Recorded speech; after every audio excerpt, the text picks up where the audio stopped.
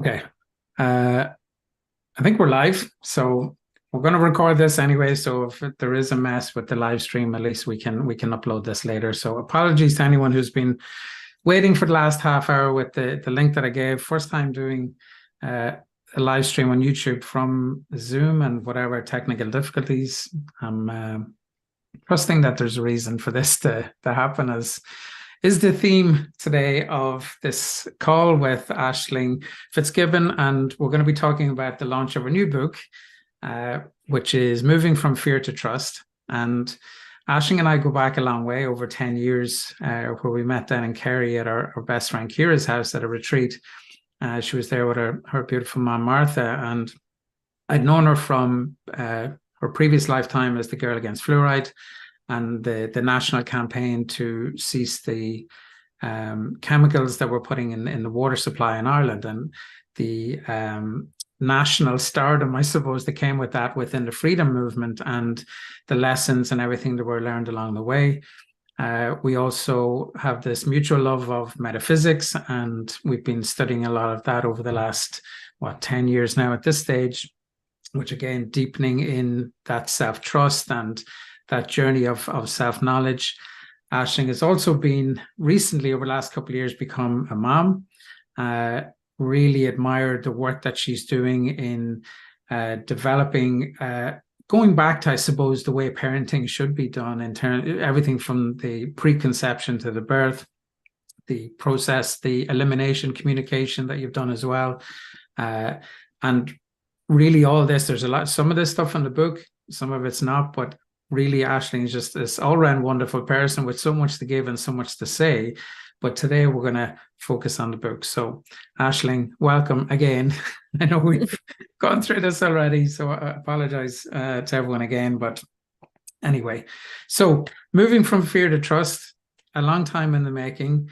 We were talking about the divine timing in terms of getting the book off the ground. And can you take us through the process, firstly, of actually where the idea was birthed to actually create a book? Like so many people I hear talk to, oh, you should write a book. And I don't know, it just seems like a monumental task. Like, what was the process for you going through the actual writing of this book?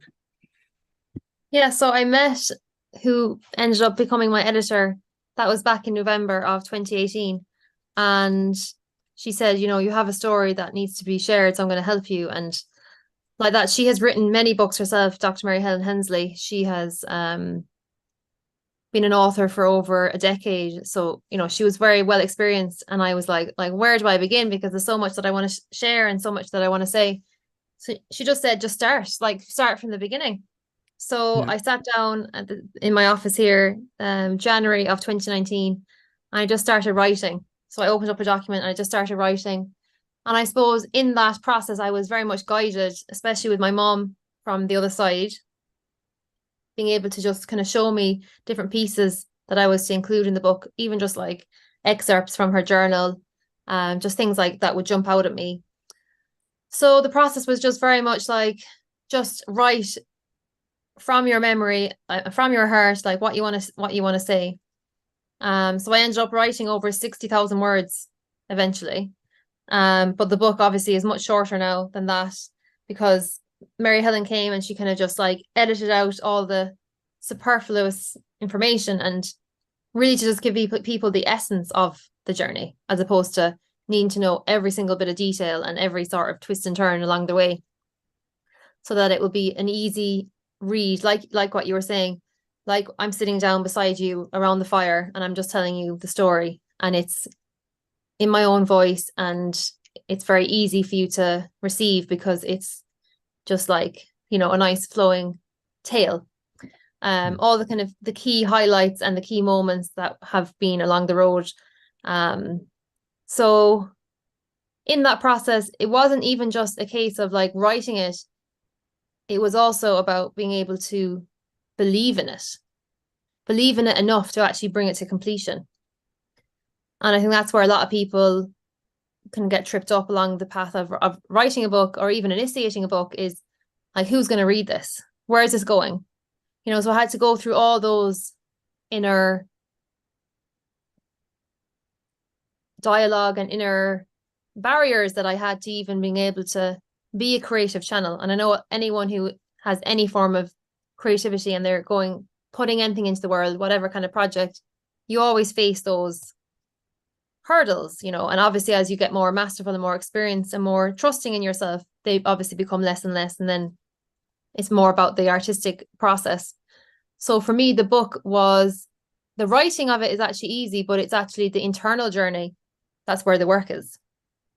And especially when you're writing a memoir and you're kind of going deep into your experiences and you're sharing stuff that, you're aware, like other people who may be involved might be reading it, and how is it going to land? Again, like not knowing the outcome. So I remember actually texting my editor. It was like the year after I started writing it, and it was in the January. And I was like, I texted her and I said, I don't think I'm going to be able to finish it.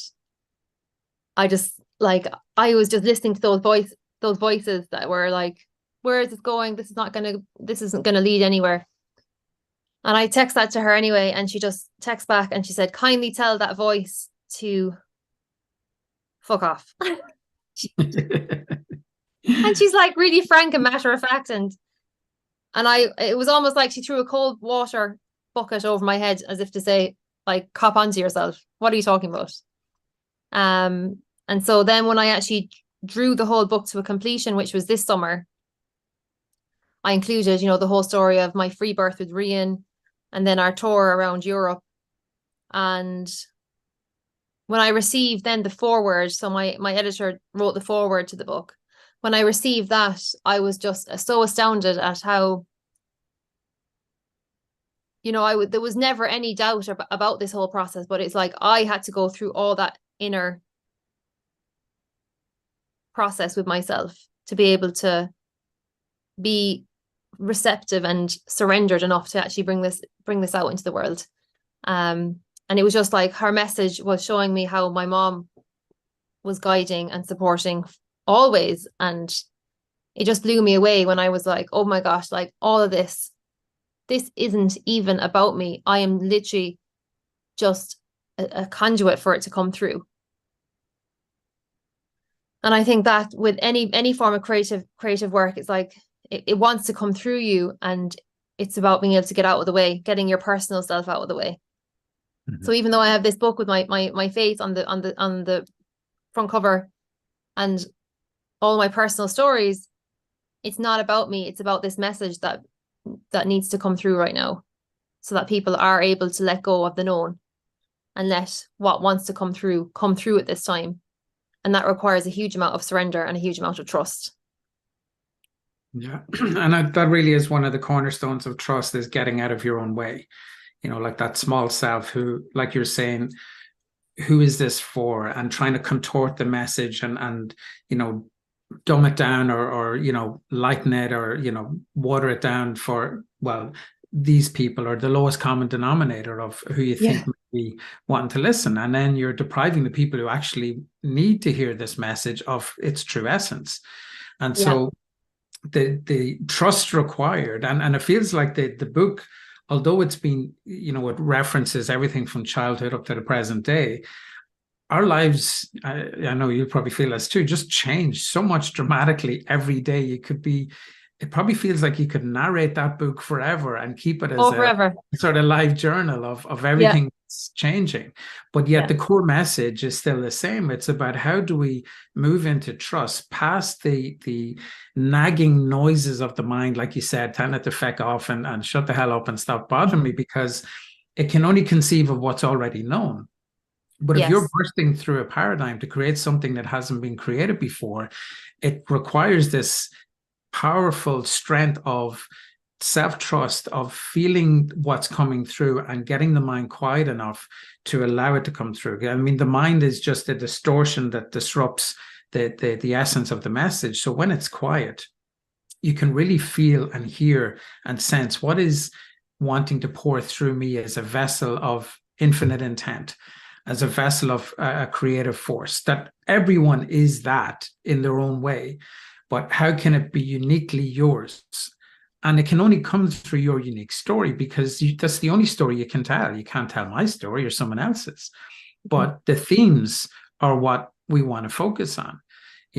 Everyone has been through something in their lives, some more tragic and so on than others. But at the end of the day, when we tell our story, it's not about the story. Like you said, it's not about you. It's not personal. It's saying these are the cosmic themes that happened to me and how I relate to them. And by telling it in your own words and having embodied the principle of trust, people get it. People can feel it from you and go, oh, she's walking the walk here. This isn't just a bunch of theory that she's written down in a book.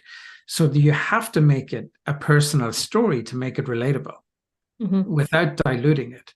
And yes, I'm sure people would be pissed off, about what was written in some parts of the book and taking offense, or some people maybe won't get it. That's fine. They're not the people you want to buy it anyway.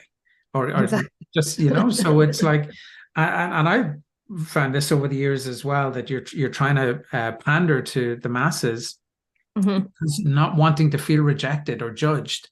And it's like, I just don't give a shit anymore. It's too late for that nonsense. It's really have to step up. Now, it didn't happen overnight. No. Like you, it's this building up of trust is something that has to be built one brick at a time. And we talked in our first version of this stream, but we talked about the 2020 hindsight of trust is much easier to see. That, you come up against an obstacle. Like you're saying, I want to publish this book. I want to publish it now. And you're being held back and saying, no, not yet. But you're trying to force through it. And it's like, okay, well, something has to reveal itself here. And then you discover why it had to be held up. That you go through the birthing process as sort of that coup de grace at the end that gives you that extra burst to actually explode this message internally and out into the world. It's like the amplification of what was already built up inside you. Like you had everything lined up, you just had to press play on it. Yeah. So that's that journey of trust. Like people say, oh well, it's very hard to do, and getting annoyed themselves because they haven't nailed it yet. I'm still working on it, but I'm diligently working on it for 5 years, that really intensely, of saying, okay, I just have to trust this. I just have to trust to move to Canada. And we talked about that in one of your interviews we did, and the immense power it takes to actually make this leap of faith. So it isn't something, if it's a big move, like writing a book is a big move, that it isn't something that you just do overnight. That even to build you up to be able to do that requires an amount of personal power that is something that you can only build up through experience. And the experience is the embodiment of the perception of, yes, I get the idea of trust, or I get the idea of gratitude, or so on. But until you've actually embodied it, it's all in the head. It's not lived. And therefore, it can't be emitted as a message to the people who need to hear it, because it doesn't have the sustenance. It just gets lost in the ether.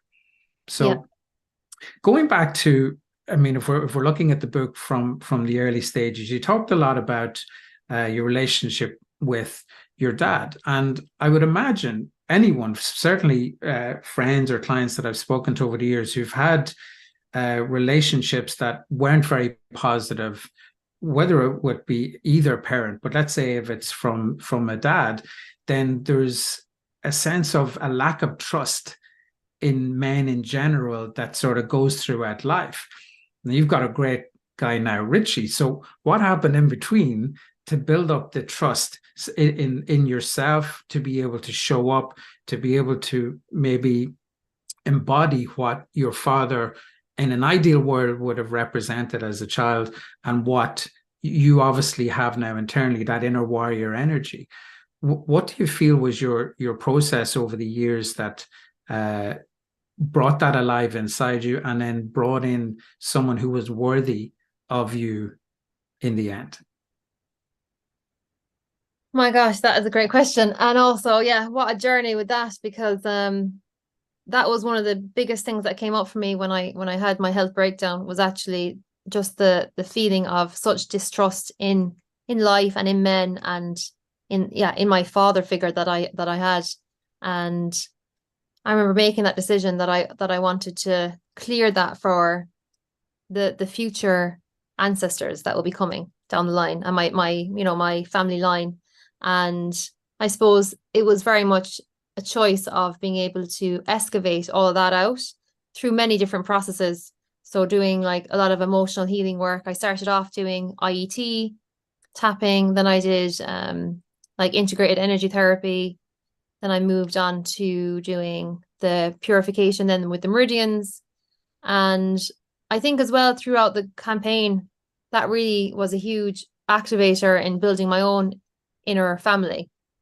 I wasn't aware of it at the time, but that was like me really developing that inner warrior and that strength to be able to hold that, because I had a very strong mother figure, but I didn't have that same outer strong masculine figure. So I think I was just very much led in being able to heal that part of my own self, and like clear away the distortion that was from the father line. Mm-hmm. So again, I was led through all these different modalities and these different initiations with that, and it was very much like this conscious choice of I wanted to break the cycle and to create a new family dynamic and a whole family. So then once I attracted Richie in towards the very end of the campaign, the Girl Against Glory campaign. And then I suppose, our relationship developed over many years to the point that we decided to start our family together after being together 10 years. And I think like Richie has represented in so many ways the opposite to my own dad. And he's kind of shown me what it's like for a masculine figure to actually be in touch completely with their feminine side and their emotional side. So he is very much holding that kind of inner nurture and that inner warrior, so that we have that dynamic where it's not there's no longer that kind of opposition from the male to the female. It's like a harmonious balance between the two. And again, that's a work in progress as well, because even when you're on this journey, you still come up against those old patterns. Like they still can come up, and especially when I've been like really seeing how those kind of imprints, like they really show up, especially when you become a mother and you start your own family, and the kind of echoes of that your original childhood can come through. So it very much is like a conscious choice as well to choose a different way and choose a way that is conducive to the whole family thriving. And I think that requires a huge level of like maturity. And I think looking back now, I think a lot of the issues that have shown up, say with my own parents, I think it's because of the lack of initiation into adulthood. And so you're kind of, people are in relationships as adults, but really they're very underdeveloped. And so they're not able to cope with the pressures and the responsibility of holding a family and holding the well-being and welfare of children. And I can see that now, just the importance of being initiated, and how if that's skipped, that it can create a lot of dysfunction in the family. Absolutely. And I feel that so much to say on that, but I feel that the template is with that inner family we talked about, the inner warrior, inner nurture, that creating that inner family and that inner relationship creates the spiritual maturity to be able to accept your reality as your own reflection or your own expression. And therefore that inner harmony creates a space for that harmony to exist, for others to dwell in there with you who are in resonance with that. So with Richie having that balance of his inner masculine, inner feminine, it was a match to you. A lot of people go out looking for this you complete me relationship, where it's like, well, I'm lacking in this and this person fills that void. But it's that inner marriage that needs to take place before, you're in a situation where you can attract someone who's also like that, who's a sovereign being. and that's a lot of the core of the work that we've both done over the years, is being able to embody our own sovereignty. And I Yeah. like what you're talking about, the initiations. And one part of that, I suppose, the difficulty in the initiations is that the breakdown of the family unit within society over the last, whatever, more intensely the last 20 or 30 years, with everyone being in their own rooms with iPhones and PlayStations and TVs and everything else, that everyone is feeling isolated. And when you look at the inner family, when people tune into it for the first time, that's exactly what it looks like. All these family pieces are feeling isolated. So there isn't a trust, there isn't an embodiment, there isn't a sense of wholeness. And therefore the family template in society is, well, broken. Realistically, it's broken, because so to take it and say, well, we need an initiation, it takes more than that. It takes what you're doing in terms of embodying the inner family to create new templates for people to actually live by. It isn't, if they're following, oh, well, my parents related like this, and there's lots of separation and divorce and so on. And it's like, well, how do we copy that? Do we really want to copy that? Speaking of himself, hi, Irene. Say hi. Give Jane a wave. Yeah. All right. You were just outside. He was outside on his bike. Oh, I love what you're sharing in terms of, you're so right about the family template being broken in society, and how to actually bring that back into wholeness is the journey. And I feel like I've been led through that, and I'm continuing to be so. And that takes a lot of trust, because you are going against the grain. Yeah. Because even to the point of, I suppose, myself and Richie are very much supporting each other's visions, and supporting each other, that not one person is, being centered, that it's like, no, it's the whole family, and how the whole family, like, everyone has their position to thrive. That supported diversity. And I think in healthy, spiritually mature relationships, there's a wanting for the other person to fly. Whereas in codependency, you want to keep the status quo. Like if one person starts developing too much and, on their journey and flying really high, the other person is going to feel abandoned and want to pull them back down. So in that sense of having that inner sovereignty and having someone else in there who you are connected, but you're not tied to each other in that way, in a needy sort of a way. I just wanted to speak to, because your mom played a huge, huge role in your life, and almost preparing you right up to the moment of her death to step into your own power. And a phenomenon I noticed after my own parents passed away 2 years ago was that they were placeholders for me in my life of being your own parent.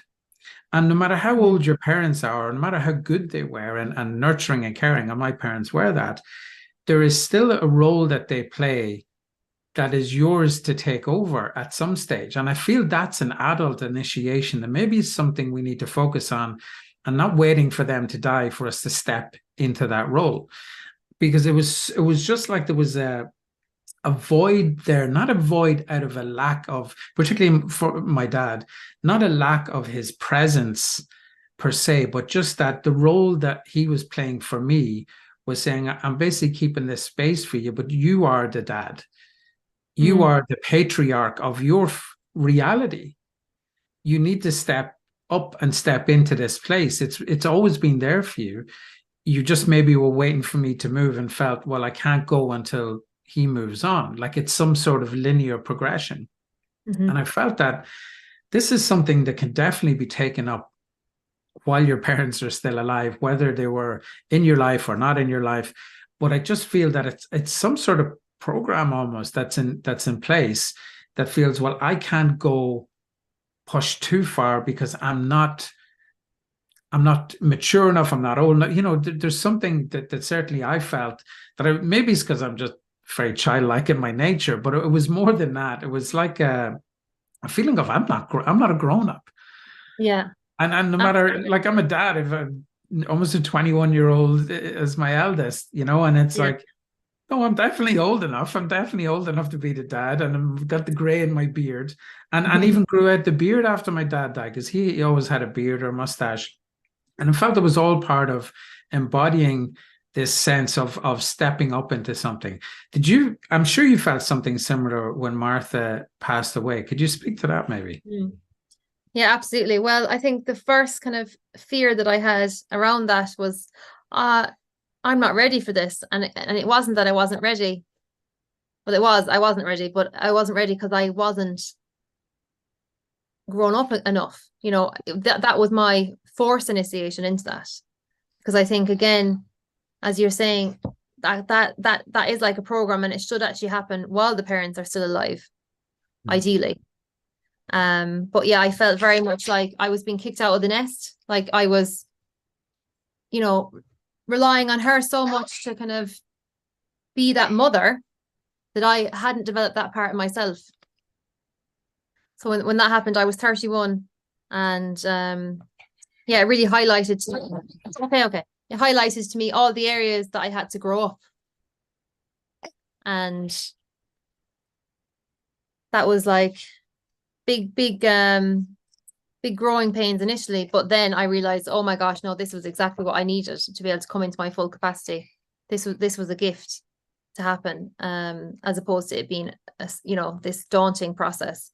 It's actually a huge opportunity to come into my potential and my own sovereignty, and being my own mother, and being like the matriarch, and having that baton passed on to me. Mm-hmm. I think that's a very, very, very important initiation that needs to happen. And I think we need to bring that into our communities, where we're consciously initiating as opposed to needing to be forced by life. Yeah. Or, like that it can be a graceful initiation as opposed to it being, a forced traumatic change. Yeah. Yeah. Yeah. Yeah. Yeah, and it's I often think about how indigenous cultures, they have these in place for young boys and young girls. Young girls in their first moon time, and they'll celebrate it, and they become young women. And for the boys, it could be going on their first hunt, for example. We used to have them in religious circles where you do your confirmation and stuff like that in the Catholic Church, but it didn't feel like there was a lot of depth of meaning. Certainly it was about the cash Yeah. and the day out or whatever, or the dress for the girls and so on. But it's how can we develop something for young teenagers that are they're being influenced by everything on social media and so on. So how do we create something that's something to think about as where children grow older, that they have some sort of initiation into adulthood that is a better reflection of where you're at and what you want to empower them to do. And I'd imagine I know for me anyway, there is a stepping back to allow the children to actually develop and grow into adults, that you're not helicopter parenting or and I think when there's a lack of trust in yourself and in the world, there's a tendency to do fear-based parenting and trying to mind them and protect them. And I think a lot of young lads now, all children, in fact, but you see they haven't had too many hard knocks because they're overprotected from everything. It's not allowed to run about or, come home after dark and you're not worried about, text, I didn't answer a text for 5 minutes, someone must have taken them, this sort of the fear-based thing. And I know with my kids, I always said to them, I love to give them enough rope that they can go and explore life, but not too much that they'll end up hanging themselves with it. So it's a little bit of freedom, but you're aware and you're trusting that, okay, whatever lessons they're going to learn, regardless of whether I try and control the situation or not. So going back from fear to trust again on that theme, when it comes to parenting, it's trusting that they'll be okay, and that you can give them room to actually breathe. Now, maybe back in the day with the latchkey kids, there was too much freedom, where it's like, to be grand, sure, I'll be home at 6 o'clock, sure, they can make a dinner. He's only 5, you figure it out. It's like not quite like that, but not also, the nanny needs to pick them up and they need this and they need that. And, they can't walk to school because there's a little bit of rain or whatever it is, and less of the mollycoddling. And I find that's a theme in life in general, where we pendulum swing from one extreme to the other before it comes back to some semblance of rationality and balance. But just on the theme of death, because it was such a huge impact. And I remember talking to you about the time, and I'd gone through an experience of my wife passing away back in 2011. And I know we sort of talked about that when Martha passed away.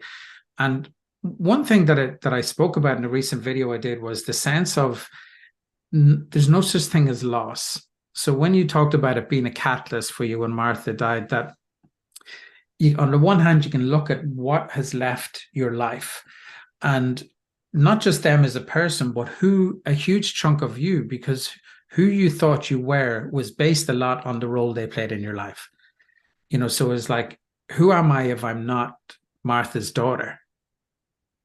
That sense of moving into something brand new. So not only are you dealing with the death of your mom, your closest friend, your confidant, your wingman, for the Girl Against Fluoride campaign, the one who was your biggest champion, to not only be on your own, no matter who else was around, a feeling being on your own, but also a feeling of, I literally have no idea what life means anymore, because I don't know who I am in relation to life anymore, because my biggest reference point has just been taken away. So that fear of being in this sort of boundaryless ocean, like you can't see the shore, must have been a terrifying experience, added to the trauma of losing your mom. Yeah, that was probably the hardest part of it, was that I had lost like that reference point and that feeling of like, this is who I am in relation to being here. And it was so funny because you're talking about feeling like lost in the vastness. The one thing that used to help me the most was actually going into the sea and just immersing myself in the ocean, and just being in that, like surrendering into that vastness, and actually on a body level, just like bringing myself to that would restore me into feeling that sense of trust in myself again. But I think because of that, as she was taken off the kind of the stage of my life, I had to then develop all that capacity within my own self. I had to be that cheerleader and that believer in my own self, and all the parts of me that I was getting through her. It was then a time and an opportunity to actually develop that inside myself. And I think now, 5 years later, I'm unrecognizable to the person I was back then. Reen agrees. Yeah, Reen is saying do you want some milk? How do you have milk? He said, lil. He's just busy. But yeah, so I think it's it was all imperfection, for that to happen, even though at the time I was, it was hard for me to see that at the time. And I had to move through all that discomfort to be able to feel the truth of it. Like, this was actually for the highest good. This was for the highest outcome. And my mom was all supporting of that, but she had to step off the stage of life for this period of time, for all of this to come through, and for this message to come through. Like, it wouldn't have been able to be delivered through us if that hadn't have happened. That was a key experience in being able to bring this forth and being able to admit it as a true embodied frequency into the world. Yeah. Just want to touch briefly. I know you've talked a lot about this before, and the Girl Against Fluoride campaign, and putting years and years of effort to get a message out that was very important for everyone to hear. But can you speak just about your experience of, you call it moving from outer activism to inner activism, where you're trying to change, you see something wrong with the outside world and you try and fix it and make it all better for everyone, and great intentions, and putting it, like I said, putting your heart and soul into it. At what point did you realize that this approach isn't working and a new one is required? And what was the new approach that you felt brought you more to where you are today on the path of that inner self-discovery, inner family work, that inner balance versus trying to do all this outer action work? Yeah, so I suppose it was in the summer of 2014, after many years of campaigning. It felt all of a sudden that the life force that was running the campaign just stopped. So it's like everything, that vital life force that was like galvanizing everything and bringing everything into fruition, just all of a sudden everything just started to grind to a halt. And I remember getting on a call to Kira because we were having an event in Whelan's in Dublin that night. And I got on the phone to Kira and I just said to her, this just isn't working. Like, I can't keep fighting. And she said, I know, there's another way. And it was actually from that conversation that I ended up going to a shamanic retreat in her house. I think I met you there. Mm-hmm. And then I learned about rune mastery and I ended up training with Anita at that time. So I suppose this whole other world opened to me, in that it was like this inner space discovery and learning how the programs and the beliefs that are running through me are creating the hologram. And so the more I studied into metaphysics, I realized fighting against the outside system isn't where my power lies. And it isn't something that I need to lead anymore, because it's just keeping people stuck. Mm-hmm. And so for me, it was very much like this understanding of the inner activism and the inner activation and doing all this inner work, as you say, like with the inner family, and really clearing out the distortion within myself, that's my highest service, and being able to lead that and call others who are in resonance on that journey. That's where the actual ultimate change is going to come, not just about fluoride, but all the out picture that we're seeing, all the levels of distortion that we're here to clear. And fighting against the external world is just keeping us like stuck in that reality. Mm-hmm. So yeah, that was a big journey to go through, because again, you're kind of addicted to the outside fight. That's very, you're full of tension, you're full of adrenaline, and it's addictive to be like in that fighting mode. Whereas this journey is very much like unseen a lot of the time. And again, that requires even more trust, because it's not something that you can directly show people straight away. Yeah. So for me, I had to really develop that trust in my own self to go, yeah, this is like I'm being called in this direction. And then I had to really like inform people, like, this is the direction I'm going in. And that was a huge moment of moving towards trust, because I felt like I was letting people down, by saying I'm not fighting anymore. I'm not spearheading this campaign anymore. I'm actually going in this completely different direction.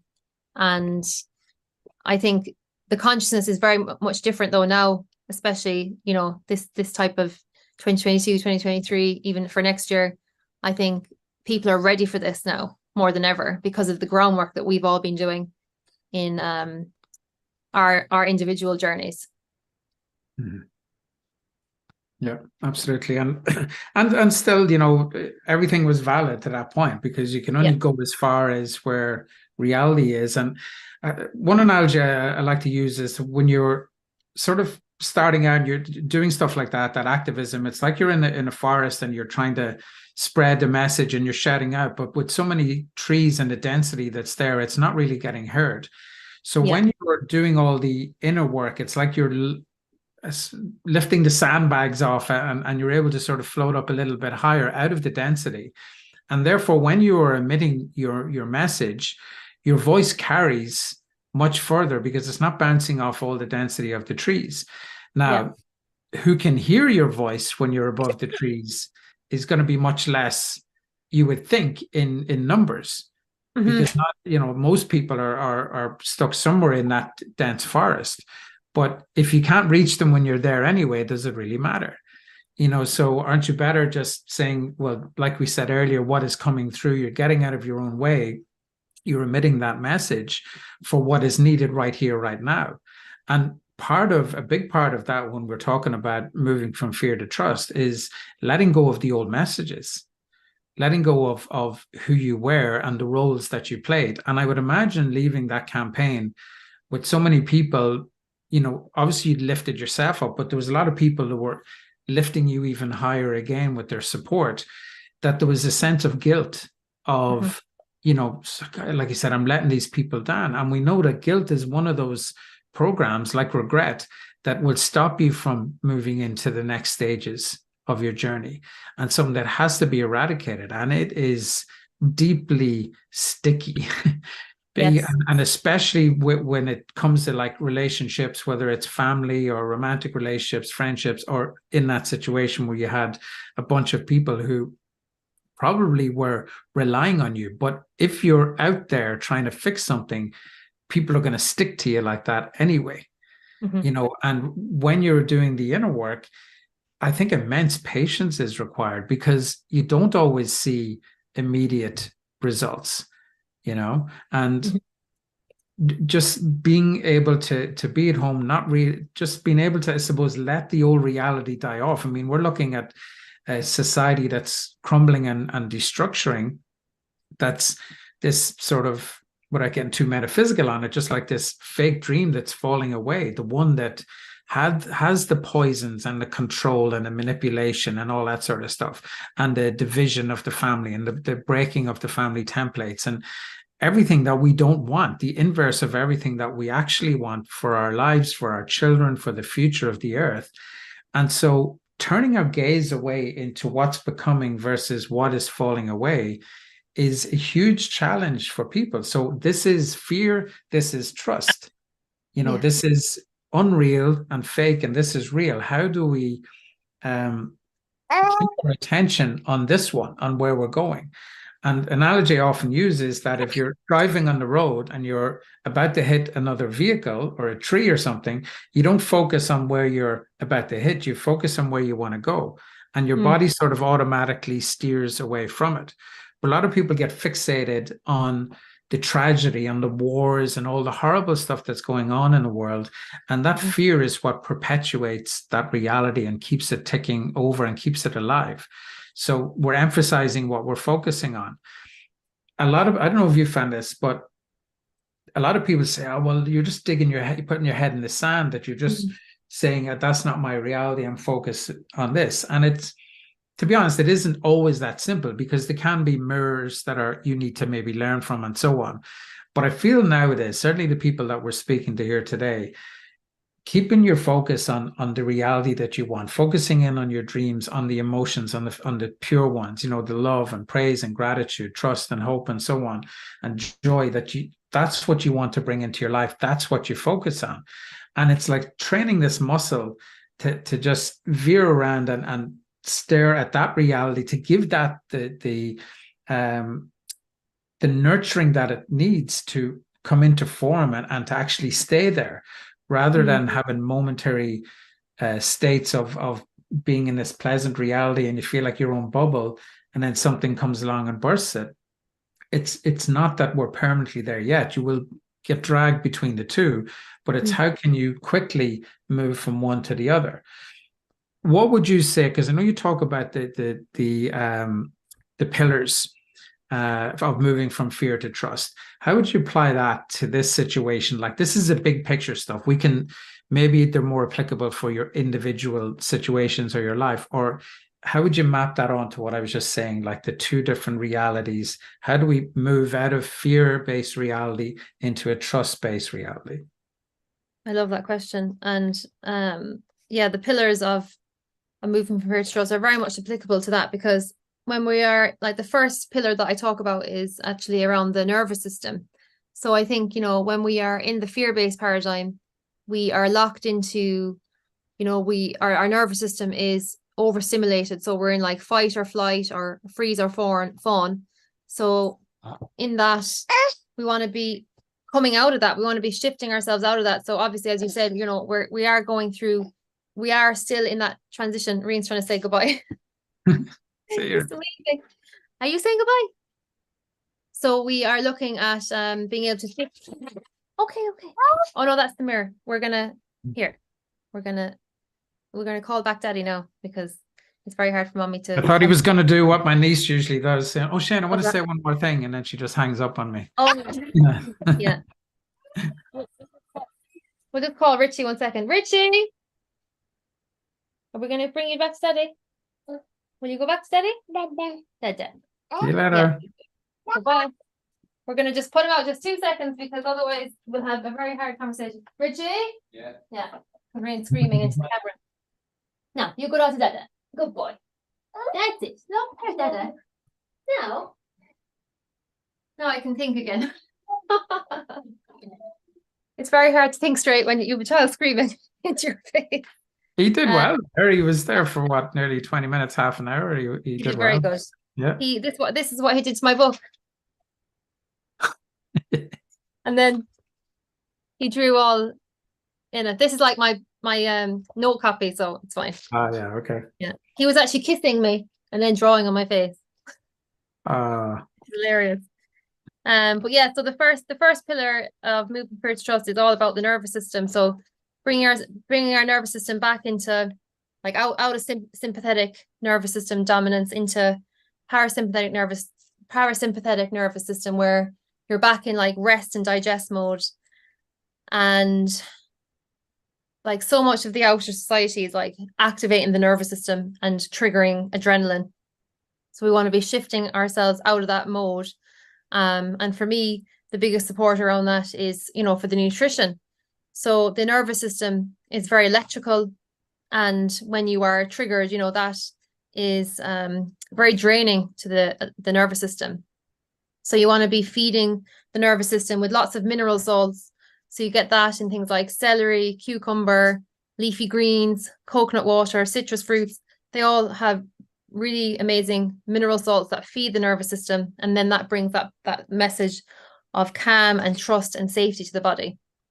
And that's bringing us into that new paradigm, because I think for us to be able to hold our focus and our life force on what we are creating, our nervous system has to be very relaxed and open. Mm-hmm. Whereas when it's in that stress state, it's very contracted. And our nervous system is required to actually keep us connected to the divine.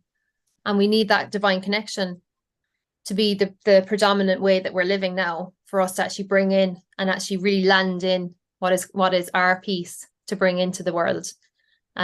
Whereas when you are in that stress state, you're out of your body, you're not embodied. And that is when your energy and your focus can be siphoned off into all the distortion that's playing out in the world. Mm-hmm. So that was the first one. And then, the mindset of moving towards trust for me has been very much about being able to trust your experiences, like trust what is your unique initiations that you are being brought through. And then to be able to really embrace the unknown. So the mind can actually relax, because the mind can really get us in the way, and block us from being able to really continue on our pathway. And then the third one is around, the emotional health, which is for me being able to cultivate, like what you're saying, all the different ascension attitudes, and clearing out the programming of fear and lack and scarcity and all the kind of predominant stories of the old paradigm that we have been so accustomed to, and being able to open that up into the pure emotions and being able to live from that place and apply that to our daily experiences. And then the fourth pillar of moving first trust is really the inner family. And that's something that, I've been going through over and over and over again, in that whenever we're going into the unknown, we have our inner family has to be very strong and stable and supporting us, because we're not necessarily going to get that support and affirmation from the outside family, especially when we're doing something that's, in the new paradigm, and it's something that's completely new. And so unless you have that internal strength and that harmony between your own inner family, you're going to default to the outside again. And then that's keeping us locked in the old paradigm. Mm-hmm. So I'll give a direct example of that. So before I gave birth to Rian, I was telling my family members that I was going to do elimination communication. And again, for me, that's very much like the true template of like what you're meant to do, in terms of, not to say like this is good or bad, but actually it's just like, what is the true template of, bringing through a child and stewarding them, and, being able to provide their needs and their tuning into their own instincts and their bodily cues.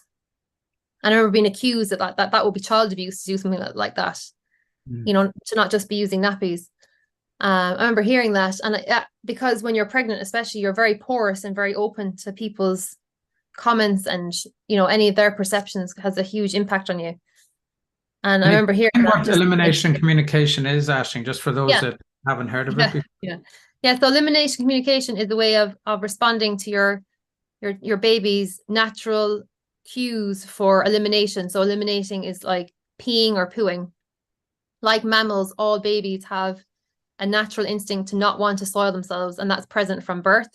So you're actually responding to the baby by offering them the opportunity to go to the bathroom in a potty from as early as birth. And you can use nappies as a backup, because obviously they're eliminating a lot, especially in the early times. But you're predominantly offering them the potty, so that like they're not using the nappy as a toilet. You're responding to their cues and their signals, and you're connecting to their instinct to actually tell you, like, I need to go to the bathroom, I'm uncomfortable, and they'll give you direct signs. And like now Rian is 19 months, and he's been out of nappy since he was 1, and he wears underpants, and he uses the potty. And obviously we have to assist him because he's not there fully independent yet, but because we've been practicing elimination from birth, we're in that like consistent rhythm with that. So that's what elimination communication is, and it is practiced by all Indigenous cultures. Will practice this. They might not necessarily call it that, but there, any places where they don't have access to disposable nappies, this is what they do. And this is what they did before disposable nappies came on the market. Obviously we used to use cloth nappies, but back in those times, before the 50s, babies were all out of nappies by the age of 1, because they would have been practicing. It's like natural hygiene. It's like when you see it in action, it makes a lot of sense. Like Rian now will signal the sounds, like he'll go when he needs to go to the bathroom, because we've been doing that sound from birth. So that when people are used to a culture of like just putting nappies on and using nappies up to the age of sometimes up to 3.5 for a lot of children, obviously some can be a little bit earlier. So when I was saying that, I was getting like negative comments, or not supportive comments. And again, it's like you're always been brought to new edges of that reliance of the outside world has to become less, and it has to become your own inner voice, and your own inner family is actually supporting you in the direction that you are being guided to go in. And so that was a key part of my experience with that. And I see that playing out over and over again. And I think unless we have that in place, the change that we need to stay on, a certain trajectory with, won't actually be sustained unless we actually have that inner family backing us and giving us the power and the stability internally to be able to navigate all these different life challenges and these different experiences where you're often going against the grain. And returning to the original outside of the inverted reality takes a huge amount of strength and courage, and your own inner conviction has to be there.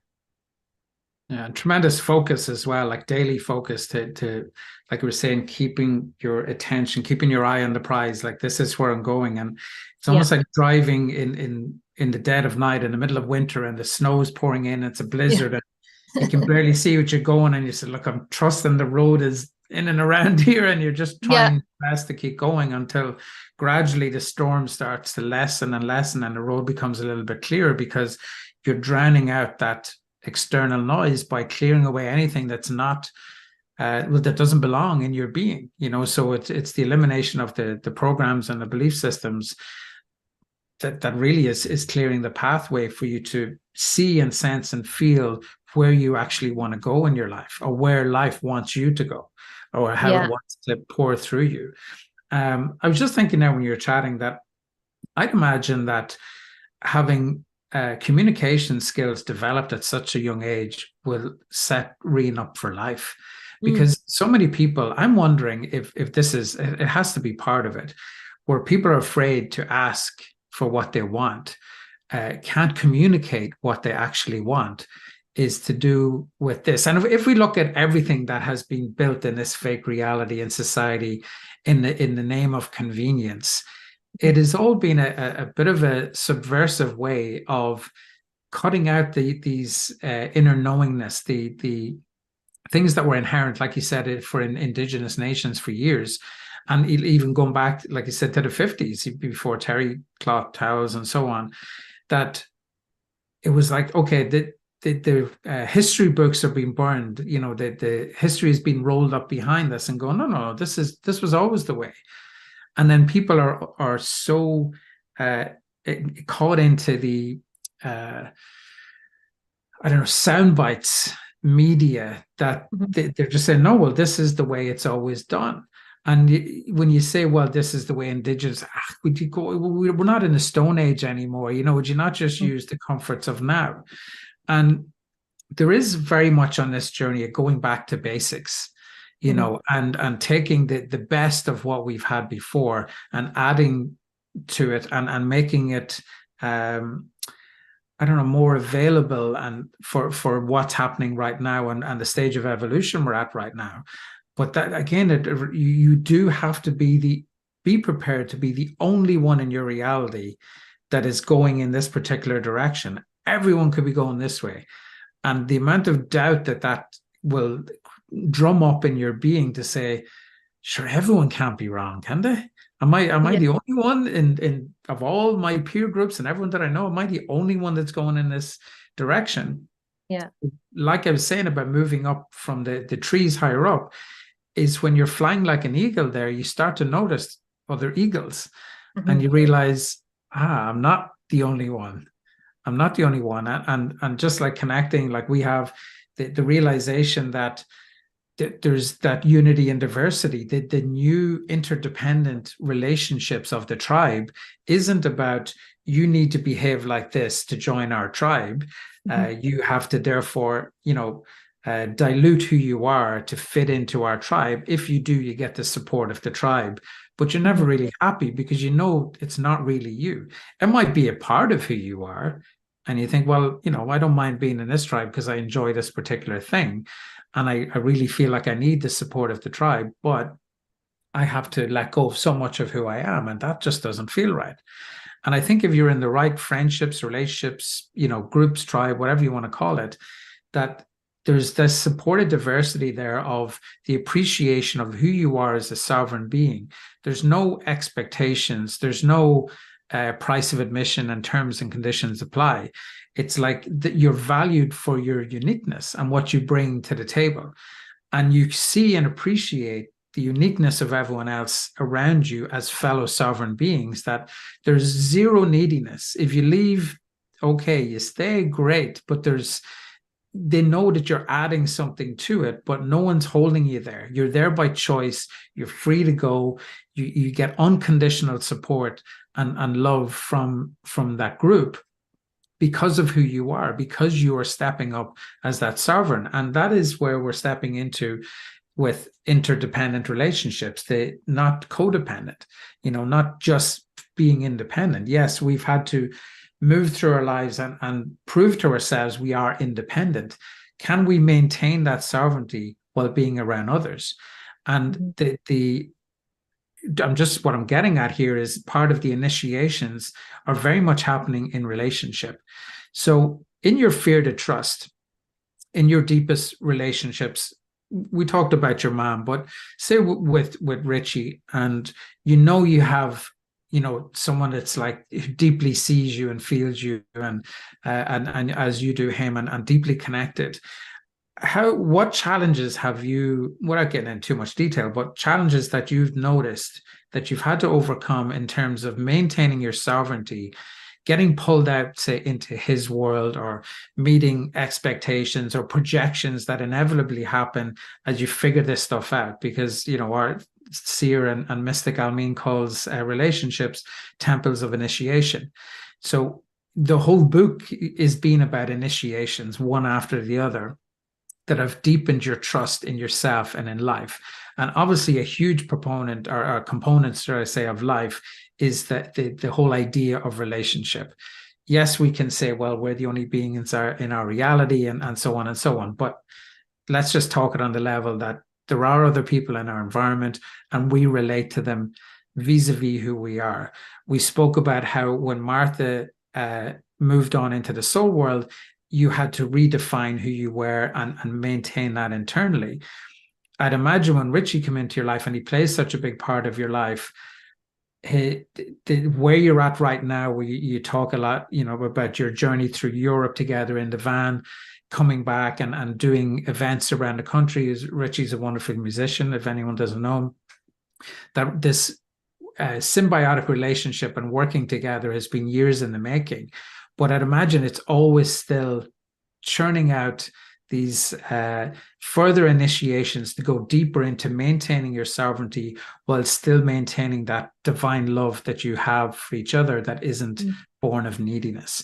And with him touring right now in Europe, I'd imagine that's flushed up a lot for you to start just maybe revisiting things that were there from when your mom left, a feeling of crap, I'm on my own again, that I have to really tap deeper into this self-sovereignty and the idea that I can be fully self-sufficient.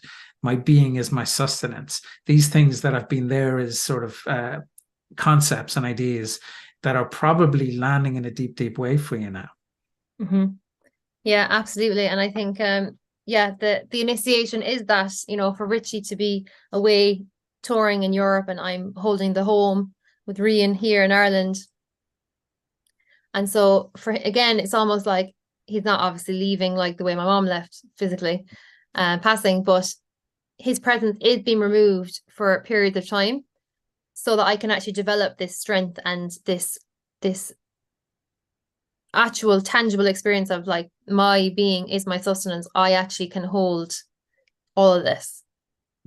So taking it from like the concepts and actually being able to fully land it now is the initiation that I'm currently moving through, and trusting in both of our, that we both have our own unique visions, but that they are actually, they're supporting the whole vision for our family and what we actually are creating together.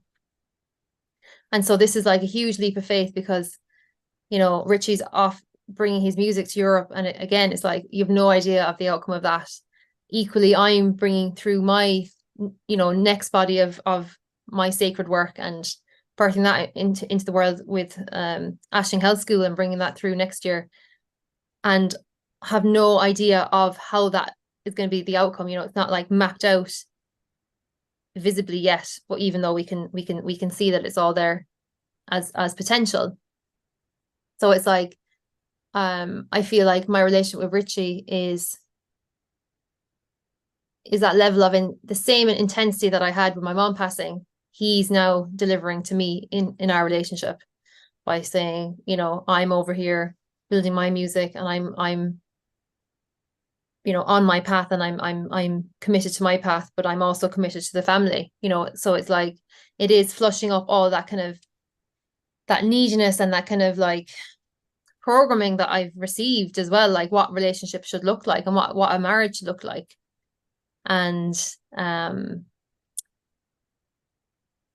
we're being brought to like our relationship isn't to diminish the other, like one to be in the spotlight and the other to be kind of in the supporting role, but actually that we're both to be in the spotlight in what we're doing. And that requires just like a deep level of trust, which is building and building as we have this experience, as we're kind of moving deeper into it. It's actually has the opportunity for it to grow and thrive. Yeah. So bringing all those edges, it's like bringing it to the edges of like, oh, you didn't think you were capable to do this, now you're in it, so let's go. Yeah, but I'd say we're creating the containers, they're expanding, and then we got to fill it. We got to fill it with our expression, and a big part of trust I found is trusting when you feel the inspiration to do something. well, A, you have to find out how to tap into that and so on, but that's for another day. But when you feel the inspiration, which is life saying, hey, I'd love to experience this through you, that you say, okay, well, I'm gonna set that up. I'm gonna take action. I'm gonna allow it to pour out all the pieces.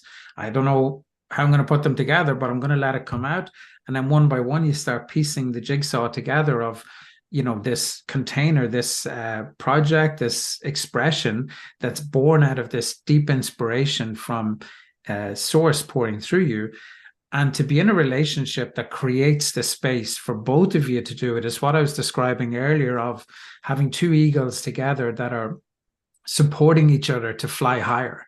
Like so many people would easily fall into the trap of fear, whether the roles were reversed or not. But let's say in your role, where you could say, here, you leave me at home, with a 2-year-old, and I'm trying to run a business and I'm trying to, take care of it. What am I going to do? And it must have been very overwhelming to step into that.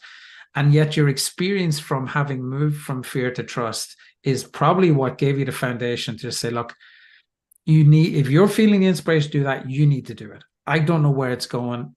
I have no control over that. I feel the inspiration to set up my business and to parent in the way that I want, that Reen isn't, being neglected one for the other. So it's having it all. We can have it all. But right now you're building templates for that because a lot of people feel they can't do that. So they would step into the fear and say, Richie, don't think so, buddy. We've got a kid, you've got responsibilities. You're the man in the house. You need to provide.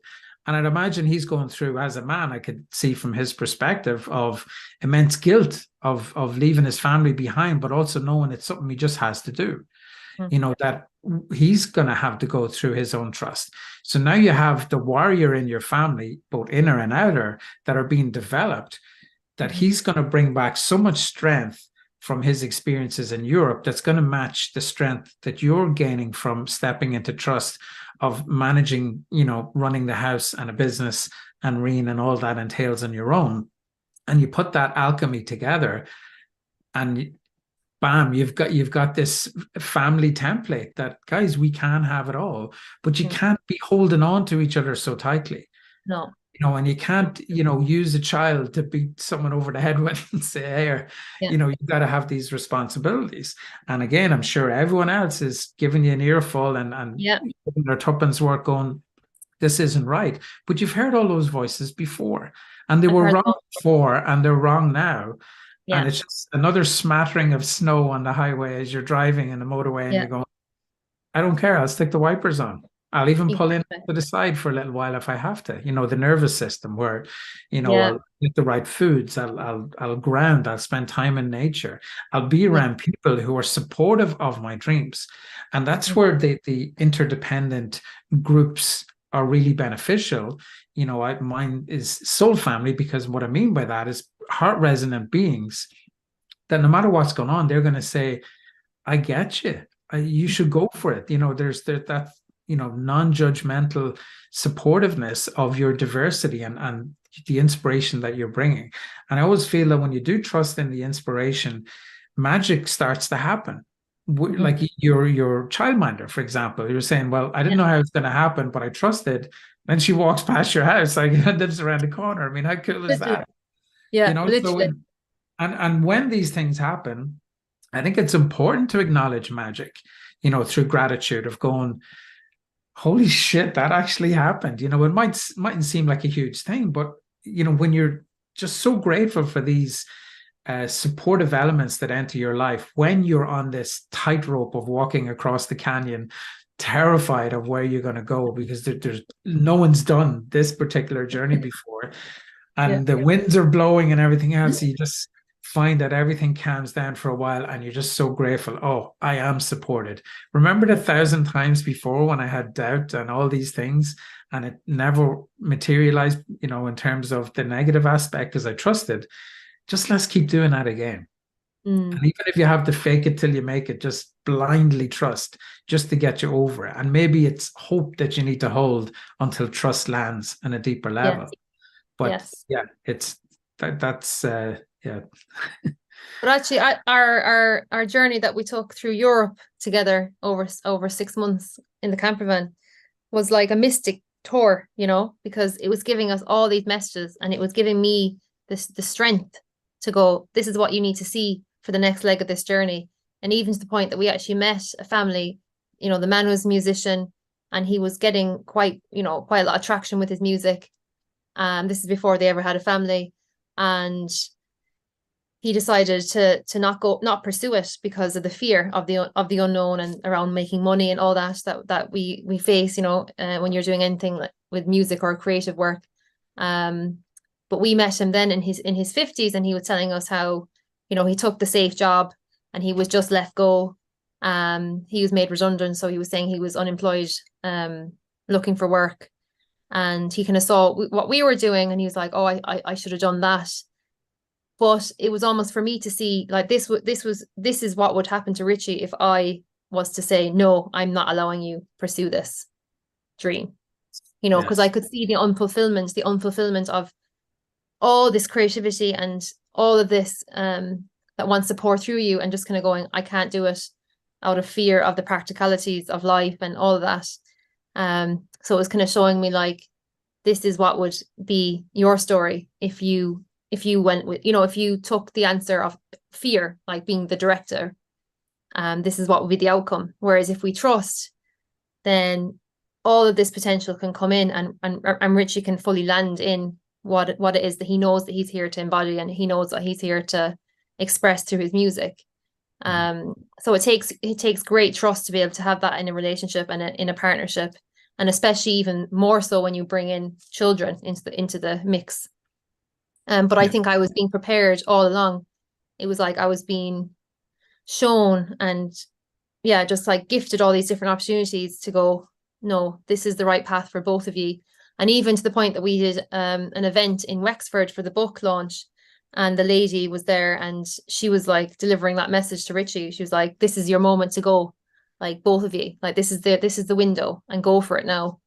And as you say, you are walking that tightrope, but it does start to reveal itself to you more and more as you keep going, and miraculous things start showing up then. And I can feel and sense that timeline that we're in, when I'm regulated, when I'm in trust, you know, when I'm doing all these different steps with myself. Because not just one thing, it's all these different aspects, because we need all the supportive tools now to be able to really give us that solid foundation to grow from. Yeah, absolutely. Okay, well, look, we'll probably wrap up here, but for those who are looking to read your book and buy it, you maybe give your website and how they can buy it. A wonderful stocking filler. I got my copy, which I've read and loved. I won't be sending you this one because it's all with Byron. I'll be sending you the nice clean copies. So you can order them. It's on my website, which is my name, aislingfitzgibbon.com. And when you get the copy of the book, you'll also get a free workshop that will go a little bit deeper into the pillars of moving from fear to trust. So you'll have all of that to enjoy. And I think the story medicine is very, as you say, very inspiring, and will give so many people the opportunity to see how they can apply that to the scenarios that they're being called to live. Wonderful. So I just saw a couple of comments, Aisling, in the YouTube. For those who eventually got into it, apologies again for the mess up at the start. So Laura said, wishing you the best of luck with your new book, Aisling. When and where can we order a signed copy? Well, you just told us that. And Niall says, good luck with your new book, Aisling. Great interview, Shane. Tuberty, Springer and Letterman will be taking notes. Is Jerry still alive, is he? Definitely don't want to be compared to Tuberty, but anyway. So Aisling, thanks a million. AislingFitzgibbon.com, Moving from Fear to Trust. Get a copy for the loved ones in your life who are as weird and wonderful as Aisling and I are. Those are the black sheep of the family, are probably the ones that will really love it. Get it, get your orders in now, and have a great Christmas, Aisling. Leading up to that time of the year now, and hopefully the message gets out there. Moving from fear to trust, it really is one of the core messages for this journey, and so happy that not only have you and inspired, that you've embodied this in such a profound way, and living it and walking the walk. And that is the walking the talk, should we say, is the key to anything. You have to have embodied it, like we said at the start.